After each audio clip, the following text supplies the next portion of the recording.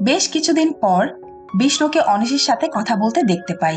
আসলে শিল্পার বাবার ফাইন্যান্স কোম্পানির কাছেই একটা শাখা ছিল। তো যখন সেখানে কোনো কম্পিউটার বা প্রিন্টার নষ্ট হয় তখন তারা গিয়ে সেটা ঠিক করে দিত। বিষ্ণু শিল্পাকে ফোন করে, কিন্তু শিল্পা বিষ্ণুর ফোন কেটে দেয়, রিসিভ করে না। কারণ সে তার বাবার কোম্পানিতে সেই দিন আইটি বিভাগের হেড হিসেবে কাজ করতে যাচ্ছিল। শিল্পার বাবা সেখানে সবাইকে শিল্পার সাথে পরিচয় করিয়ে দেয়। ইনি হলেন প্রবীণ কুমার, আমাদের আইটি বিভাগের অ্যাডভাইজার। আর ইনি হলেন জিলস। জিলস আমাদের প্রতিষ্ঠানের সমস্ত কম্পিউটারের বিষয় দেখাশোনা করে। আর ইনি হলেন থমাস, ইনি এখানকার ফাইন্যান্স ম্যানেজার। সবার সাথে পরিচয় হওয়ার পর তার বাবা তাকে কাজে যোগ দিতে বলে।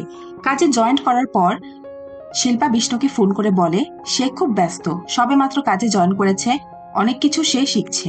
এসব বলে সে বিষ্ণুকে পরে ফোন করবে বলে ফোন কেটে দেয়। বিষ্ণু অনুভব করতে পারে যে শিল্পা তাকে ইচ্ছাকৃতভাবে অ্যাভয়েড করছে। অনিশ সবকিছু শুনে বলে যে তুমি সরাসরি তার সাথে কথা বলো, তারপর সমস্যাটা সমাধান করে ফেলো। অনিশের কথায় বিষ্ণু শিল্পাকে সরাসরি তার সাথে দেখা করতে বলে। তখন শিল্পা তার বাবার কাছে অনুমতি নিতে গেলে তার বাবা বলে বন্ধুর সাথে দেখা করতে একা যেতে হবে না, থমাসকে সাথে নিয়ে যাও। থমাস বুঝতে পেরে শিল্পাকে যেতে দেয়।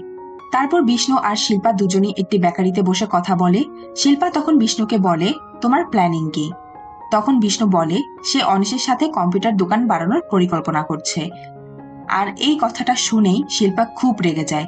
শিল্পা বলে তুমি যদি এভাবে কম্পিউটারের দোকানে বসে থাকো তাহলে আমার বাবা কখনোই আমাদের বিয়ে দিবে না।